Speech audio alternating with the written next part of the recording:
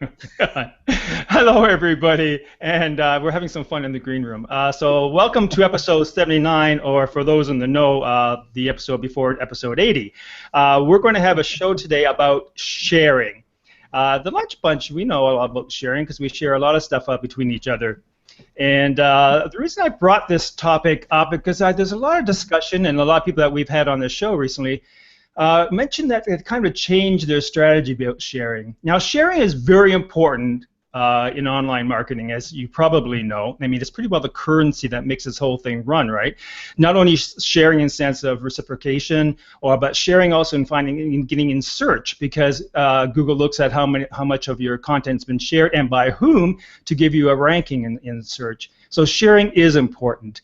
Question is, do we share so much that we start to build some sort of resentment, that we feel that we're just like pulling out and pushing out and giving, which brings us to the other point. Is sharing the same as giving? Now, sharing, if you share something, you're not losing out, right? It's something you keep. I mean, if I share a post that Randy's done, I don't lose that post. It's still on my bookmark or on my computer where I'm just sharing it with you. So now we both have it. Giving is a bit different. Giving is when you give something, you're taking it from yourself and giving it to someone else. Now, we don't normally think that we give online, but I would like to bring this up and argue that point, because I think the more sharing you do, the more actually giving you do, because it takes time to research and curate content. Time is a not renewable resource. You can't get that back. So when you're doing this online, you are giving of yourself, and you're giving a lot in a lot of cases.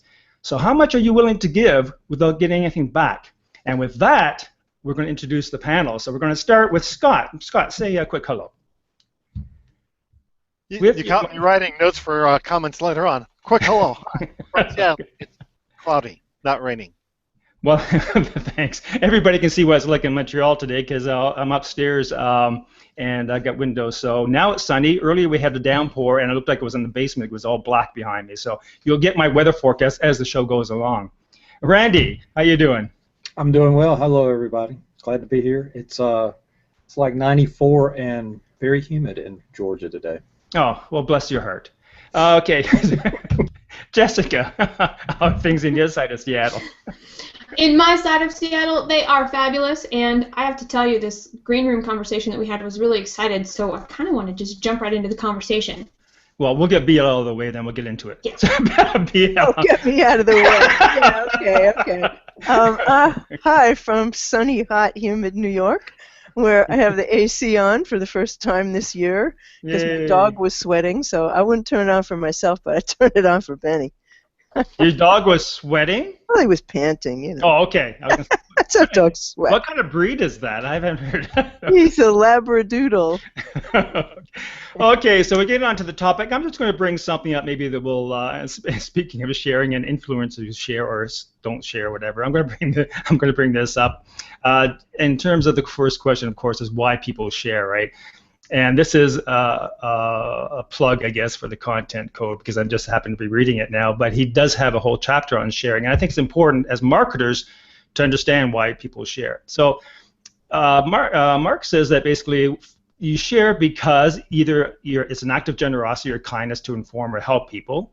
Second, as an expression of your own identity, because I mean, I feel if I'm sharing something, I have to kind of stand behind it, and that's probably why I'm not a promiscuous sharer. I tend to be careful about what I share. And third, because they love the brand so much, they share the content regardless of the quality of the content. It's just about the emotional connection with the brand, and that's really interesting. I find that interesting. So let's have a riff on these three causes. Then we're going to go into the whole other subject of sharing and giving and how you changed the way you do it online. Who wants to go first? I would. Oh, go ahead, BL. I agree with all three of the things that you had in that slide. And, you know, I have been writing a blog since 2000, and I've written more than 4,500 posts, and I've shared a tremendous amount of how-to and resource information. And the more I have done that, the more good things have come back to me. But in terms of sharing on social media, I share content that I think is of value.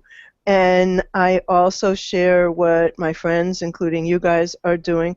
But at a certain point, if somebody doesn't also share my content, I just stop doing that because there has to be something in it for me, and many times there's not.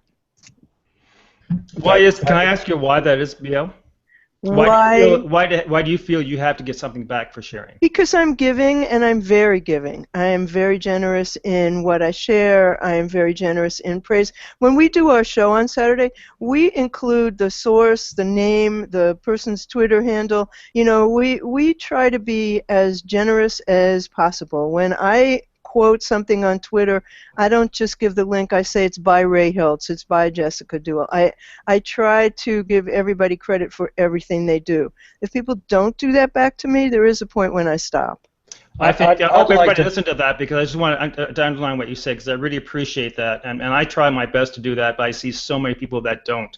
But I think what BL said, and I agree totally with the three identifiers that you put up there that Mark said, and BL's endorsement of those three, I agree totally. That's why. But you have a whatever is driving you. And to BL's point, what BL is talking about to me is manners. It's the way you know Exactly. somebody says hello to you, you say hello back. So if you're supportive of Ray Hiltz, and you're very supportive of Ray Hiltz, and all of a sudden Ray starts waning away from you, and he doesn't really acknowledge that you shared it, or occasionally tips his hat to you or something like that, then why are you helping Ray Hiltz? I mean, that's the point, right? I mean, if somebody doesn't want to be your friend, they don't want to be social, don't be social back. I mean, you know, and that's it. Now, you know, we've had this conversation before, maybe 2 years ago.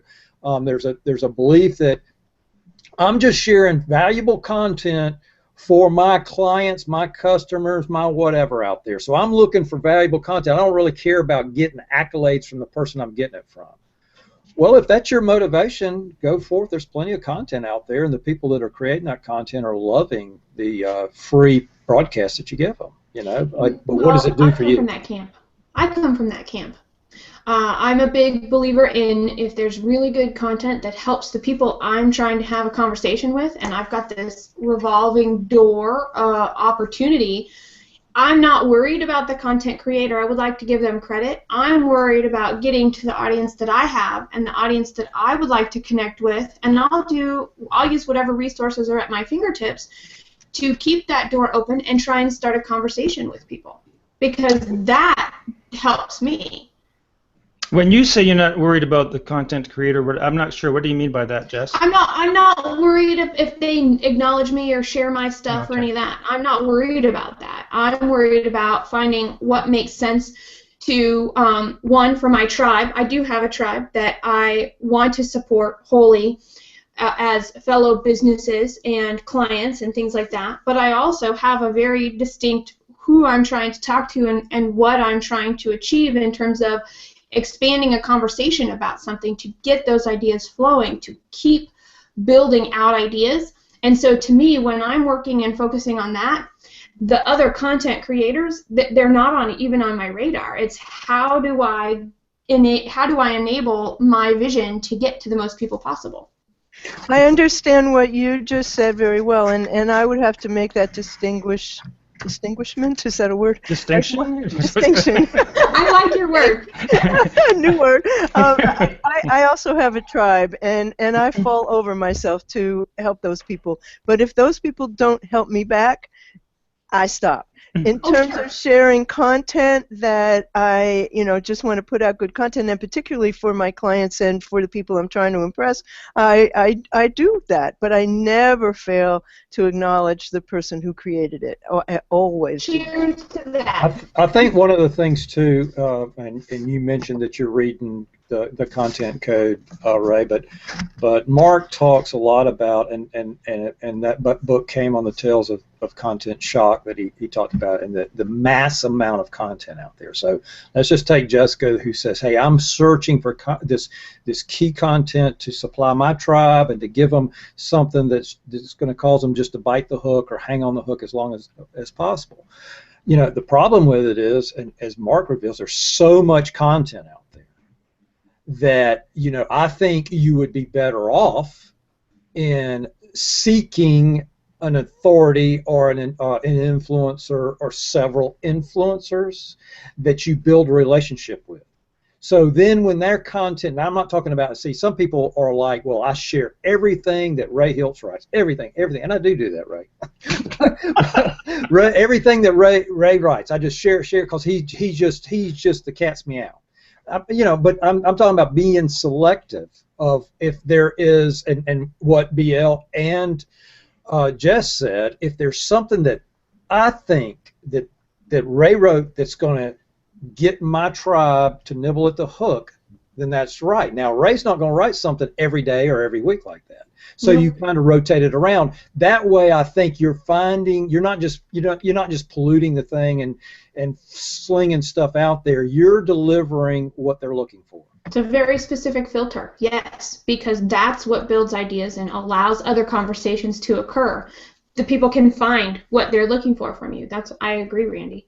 Do you think people are creating their sharing strategy on basically brown-nosing influencers, that they will only hunt out those people that have a higher ranking than theirs in the hope that those people will share theirs and then build up their own personal ranking? Sure. There's evidence all over the social sphere for that. Sure, as soon as some big name retweets a thing of theirs or something, they get mentioned. They broadcast it left and right about what just happened to them. But ultimately, that doesn't do a thing for you, because the thing that does do a thing for you is to consistently share good information.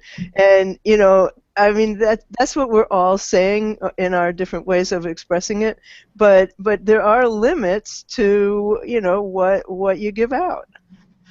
And I think it could also tie back to other business goals, not to derail the conversation too much, but to go, what are my business goals and what is my purpose for being on social media? And if those questions aren't clear, finding different questions to ask so that the content that is being shared or even created really can get to the business goals that you want. And granted, this is a marathon, maybe more like 5 marathons in a row, when we're talking about getting a return from social media, but that effort really impacts and creates a communication strategy internally and externally in an organization, whether it's of one or thousands. See, this always brings me back to Seth Godin's most brilliant sentence ever, which is that you can't just tell people what you want to tell them, you have to tell them what they want to hear. So, business goals have to include, obviously, what people want to hear and what they want to hear from you. And so, yes, it is all about strategy, but I think we have 2 levels going on here. We have personal and professional. Like, yes. What do we do for our friends and what do we do in our business? Totally, and I want to make that distinction at the top of the show, because the way we share things personally is different than the way we do as marketers. One of the reasons I brought this up, and I thought this would be an interesting discussion, and it brought me back to a long time ago where I knew this kind of mentor. He was a director, and he was known in the city as just, Mr. Nice Guy. I mean, he would give his shirt off the back literally, and he was just kind. And then he had told me one time, he said his therapist told him that was actually an act of selfishness. And I thought that was really interesting. Well, how can someone who's so charitable, who just is so open with himself, be selfish? And it goes into the motivation why they do that, whether it's narcissistic or whether it comes from lack of self-confidence or whatever else. And being on the web, I've noticed certain stars who believe that they are Mother Teresa's, who believe that they're just giving incessantly and sacrificing of themselves and doing this, and yet I look at them and I'm thinking, well, I don't see where they're sharing or where they're really doing much other than building up their own space. And obviously I'm not going to name names, but I'm sure each and everybody has someone pop into their head at that time. So I thought that'd be interesting. I mean, why do we share? Is it to build ourselves up? Do our clients care if the content comes from us personally or whether we share it from somebody else? What do you guys think? Let me say this about, and go back to Jessica's tribe. She has a unique tribe over there, but let's just say that Jessica falls into the trap that whoever, Seth Godin, retweets one of Jessica's blog posts. So Jessica goes, wow, and all of a sudden starts broadcasting. I'd be willing to bet you there's a large portion of Jessica's tribe, the one that supports her daily and follows her stuff, that don't know who Seth Godin is. Wouldn't have a clue. So what would that achieve? You know, that's where I see that happening a lot. A lot of it, to me, I see these people that they're doing everything they can. They're working. They're talking about working for their clients, working, doing this, except they crumble when somebody in the same vein of work they're doing recognizes their work. That to me is a little, you know. It's the wrong way to do self-promotion, is what I hear you saying. That's why, you know, I hate to say that, but I mean, what is social media other than self-promotion? We're all, you know, voyeurs and vain in every way we can, but I mean, there is some that just goes so overboard with it that it is, and I will say it happens in the, you know, in the marketing realm or online marketing realm more than anything, I guess, because we're probably in it so much. Wait. I mean, this is probably another show, but what is social media beyond self-promotion? No, I didn't mean it. I didn't mean that. I meant what do you see more on social media? That's. I mean, that is. You know, I'm on a United Airlines flight flying to Vegas today to be with so and so. Okay, you know, I mean, that's over and over and over again. And here's a picture of my seat sitting on the United Airlines. Well, look, I got a great seat. Look. Unmute those people. I don't listen to those people. So next week, I guess that's the point. On episode 80 of the Ray Bunch Show, we'll be discussing social media. So let's go back to sharing and caring about the topic. I think, okay, so we talked about sharing, why we share. The thing is, what I find interesting is the same thing. There's kind of a parallel with the way that people do content marketing. People either write for SEO or they write to disseminate information. And I'm feeling that the sharing strategy sometimes is just all about influence marketing and not so much about the content that they're distributing. What do you think? I'll go to this comment while you're thinking. So Michael Thomas says, thank you, Bill. Quality, personal, private, professional awarenesses are essential. What happened to this last word here? It's like the PU or something. Oh, public awareness. There you go. It didn't show up on the card. Personal, private, professional, public awareness are essential. And it's all a gray area now. So we're talking about this personal posting, or we're talking about professional posting, or our personal and our business posting, and I'm like, maybe I'm apparently the only one in this camp too, that I kind of am who I am, and you're going to get a little bit of business and you're going to get a little bit of me, just in different proportions depending on what platform it's on, but it's all there all the time. I think I'm in the same ranks that you are. And me too. I don't think we're disagreeing. I think we just have different ways of saying what we say. Here's another comment. From Michael again? 4 Ps. Oh, okay. Let me see. I truly believe in the 4 Ps of conduct of quality, awareness, and activity, directions, and definitions. Where's the 4 Ps there? I thought you were talking about the 4 Ps of marketing. I'm sorry, I don't see any Ps in that sentence. I don't either. Sorry. Okay. Let's try. Can you explain more? That's a short sentence. I know there's more to hear from on that. Although I find it interesting because we're talking about sharing in this way of, are we getting anything in return? And I actually think sometimes when we share, we end up, whether you call it a bucket, so we're learning, we have this book in our house about buckets that you may be familiar with, where you're filling up people's buckets, and actions you take either fill up a bucket or they empty a bucket. And there are actual exercises that you can do with marbles and buckets and all this other stuff to show gaining a bucket and not. So this emotional piece of things. And I know that when we have a full bucket, there's more that an individual is able to share back. But if emotionally we're empty, we've given out everything in our bucket and nobody's turned around to fill up our bucket, that it can be pretty heavy and it can be pretty hard.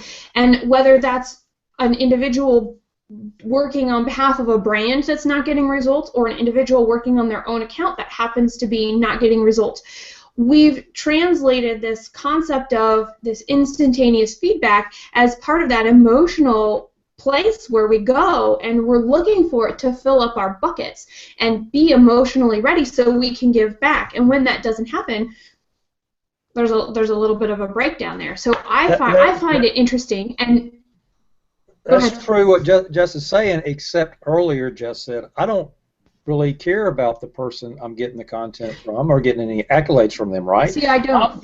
I'm going over here getting this stuff because I'm focused on the people I'm delivering it to. I don't care. I'm just looking for quality nuggets of wisdom to give to this channel over here. I was thinking about the people we were talking about in regards exactly to right. the person exactly we right. could all think of. You're exactly right. And I'll confess, I have a bad habit. I'm one of these kind of guys that I always pick up the check. I get for when my wife beats me in the head, so I pick up the check. I'm definitely going to Georgia. But this is the deal, though. You know, and we tend to we tend to gravitate. My wife's friends. I usually hang around, so I'm usually sitting there with women. So I always feel like I have to buy the meal or whatever. But I'm sitting there and I notice. I don't really want the next Randy, time. I really don't want the next time that I sit down for one of them to say, "Hey, you bought my meal last time. Let me buy your meal." What I want them to say when we're departing is, "Hey, thanks." Yeah. So after 2 or 3 times of me buying somebody's meal, if they haven't said thank you, I don't buy their meal anymore. Oh my Lord! Yeah, Okay, for sure. Well, that's a real life example of buckets. But Jess, okay. Well, I don't know if they're exactly the same thing, though. I totally understand what you're saying. It's exactly the same thing. I don't know. Buying a meal for someone and sharing a post. But okay, let me go back. I want to go back to Jess's. Somebody that writes a post, Ray, that's money, right? It's time is money. You can't get the time back. So they spent their time to build their brand, to share it. That's how they make a living. So they do that, and you're saying, okay, I'm going to be part of your distribution channel. I'm going to share that with this audience that you possibly don't have. You might have some of them. That's money. Okay, well, that goes back to what we were saying earlier. I mean, what you actually do give online through the time and resources it takes to do content. Going back to Jess and the bucket, let's switch that for a funnel. Is sharing just feeding the top of that funnel, and it goes back to the very early days of social media. At my very first, I think probably one of my first seminars I went to on social media, and the person talking was basically saying, "Be nice, share all kinds of neat things." And then when they start to be friends, reel them in, and you got a client kind of thing. And the sharing thing in terms of strategy, is that what we're doing? Is it if we're going to share things, is it with the idea that if we share enough, then we're going to get business from it, as a part of your strategy? Well, the strategy would be coming out of Jessica's tribe is where she's going to get business, right? So I share things that interest me with my friends. Things that I find humorous with my friends. I share things that I think will help my clients on a business perspective inside of their realm with them, with no intentions of where. So I don't really care. I'm kind of semi in the camp with Jessica when it comes to the business side, because I could be grabbing an article written for Inc. or the Wall Street Journal or something like that, and I certainly don't expect the Wall Street Journal to go, "Hey, Randy, thanks for sharing that with me." It's just public information. I want to go to Sally Sue Embergs, and I think Sally Sue and Biel are kind of soulmates. I'm not sure, but she says, if a person is relying on what is shared by whom or how frequently to fill their emotional bucket, that person needs some therapy to get an actual life. Oh, no doubt about that. No doubt about that. I would agree. But we don't necessarily realize, and when I say we, I'm talking generally, the people that I thought of with Ray's question, we all know those people. I'm like, I don't think they know they need that help. And I would say one of the things, and I would go back to, I think it is a strategy a little bit, Ray. And so we've got our emotional bucket, but then we also have our sales funnel. And I love you brought in some sort of a funnel, whether it's sales or otherwise, because if all of the knowledge is in one place, how does it get out so that other people can learn about it and see that, oh, I don't need to go find that resource and follow the original resource. Jess is taking care of me and bringing me the filtered information I want. I should stay in touch with her, which then allows a different opportunity a little farther down in the funnel to have possible conversations or to If somebody retweets it, why did you share it out? What was the piece that struck with you? And so strategically, sharing content is also about pulling sometimes that conversation towards us. But let's not mass distribution into helpful sharing. Helpful sharing would be, I've got a client over here at XYZ Corporation. I read an article about a subject matter that he was questioning me about, and I forward that to him and say, oh, by the way, Bob, that conversation we had, I found this might be of interest to you. That puts the value into that. But I would generally do that by email. Yeah, but I think there's the social piece where you're getting to know people, having that conversation, and then you're taking that offline to the next place. Okay, we're going to move on, but before we do, I want to ask Scott, because Scott was very quiet. And Scott, what do you think of this whole sharing thing? Well, I think one of the questions that could be asked is to what end. So you share things because if you're at the top of the funnel, you share because you want to get to know people, you want them to trust you, but eventually, at the end of the day, you might want to sell something. So one of the things might be that you share the what and the why, but then as soon as people want to know the how, that's through the end line, and you consummate the relationship by providing the how, and it's consummated by virtue of their usually giving you money. I'm really glad you brought that up, Scott. That's a really important point, and I love that you use consummate so many times in that sentence. But I think that's really valid, and I appreciate that because it's very, very true. And because I want to talk, when do you feel you've shared so much or given so much that you actually have to start getting money? And I think you have to have that in your head before you even start your strategy. Before we go over to the takeouts, I want to ask each one of you to give a piece of advice to someone in terms of how they should structure their sharing strategy, as it were. BL. Well, I can tell you how I structure mine. I look for information of value, and I share it. And I separate my streams on Twitter into lists, and I look into my lists for the content that I want to share. I have people who only curate content, people who do original content, people who are funny, people who are experts in this, that, and the other thing. And I look for the best content in each of those areas. That is my general way of doing things. I have been giving away content in my blog for 15 years. I give away content every day. That's who I am. That's what I'm all about. When it comes to my friends, I help them, and I expect them to help me back. And if they don't, maybe we're not such good friends. I'm not about making money. I'm about, being recognized as an authority and helping other people. And I do believe in the 90% you help and 10% you promote. Cool. Thank you very much. Jess, do you have what's your strategy? I think we talk a lot about value, but who's the value to when you're sharing? And what is the intention of that value when deciding what to share? Because if it's under the guise of helping a customer or a potential customer, and no potential customers are even having conversations, there need to be more questions asked to figure out what that is, because once the idea gets out of our head, it's perfect in our head, whatever we're going to do, and then once it comes out into the real world, it's important to take the next steps. Question along the way and use what you're finding or not finding from the results as your data to shift. Okay. Randy. I don't believe I could add anything to those two ladies, what they just said. I mean, I agree totally. Those are the perfect strategies that you do. I mean, you're finding something that's helpful and you're passing that along. You're helping people and you're just being a good-natured, good-hearted person, and that will get you far. And if the flower starts wilting, then you throw it away. That's nice. One question for you.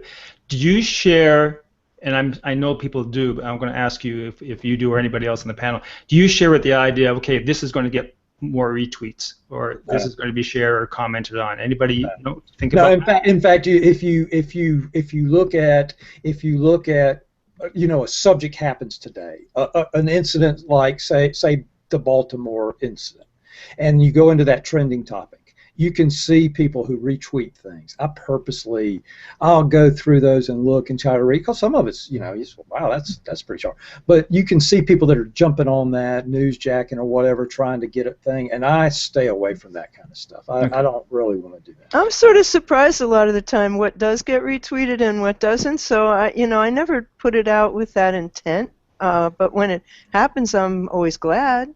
Yeah, and there's people that retweet influencers retweets, hoping again to grab their attention. Scott, is there anything you want to add to your point? It's hybrid, it's complex, so there's no single sentence that can happen. We're both personal and business, so it's fine to do a few personal things on social media, but if you're there for your business and you have a responsibility to your business, you need to know what the end game is and have a strategy to get there.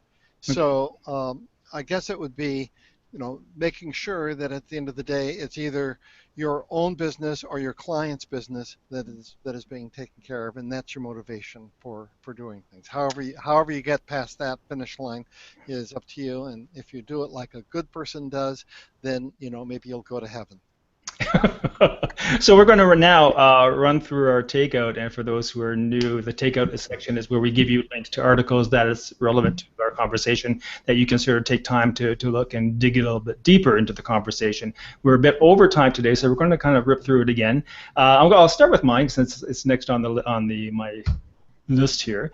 We're going to go with this is from Lindsay Bell, and I thought it was a very interesting article on social media, why we share things online. And it goes into, obviously, why we do that, but also there's a lot of other interesting insights that she brings to it that I haven't quite heard before. So it's on v3b.com, and it's by Lindsay Bell, and it's called Social Media, Why We Share Things Online. Next we have is BL.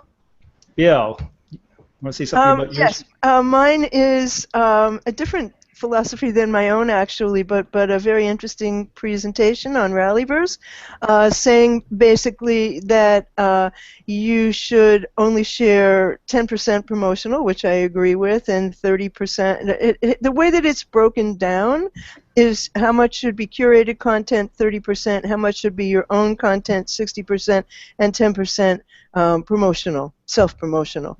And I think that's he or she, I don't know the name of the person who did this, made a good argument for it in this presentation, which is why I made it my takeout. Thanks a lot, BL. We're going to go to Randy next. Randy. I found a blog post from Jim Tobin of Ignite Media, and it is titled Why People Share, the Most Overlooked Part of Social Media Marketing, and basically breaks it down into 4 reasons that people share, and the question you should ask is, if you're sharing something, does it fit into one of those 4 categories? So it's a short read, but it's pretty insightful. So I'll share it on the events page. Yeah, I thought that was cool. I mean, and for those who can't see because it's a bit small here, is the 4 is like product involvement, self-involvement, other involvement, and message involvement, and goes into more detail. Jess, you had something.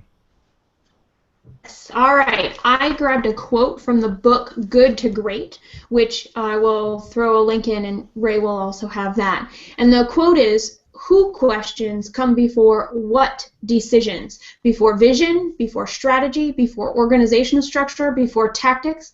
First who, then what? And I think the way that this was talking about it was in relationship to employees in a business and looking at the senior leadership of an organization and how to make a good company a great one.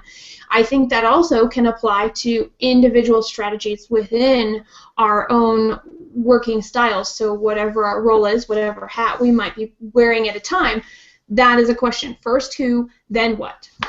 Thank you. And Scott, you're the last.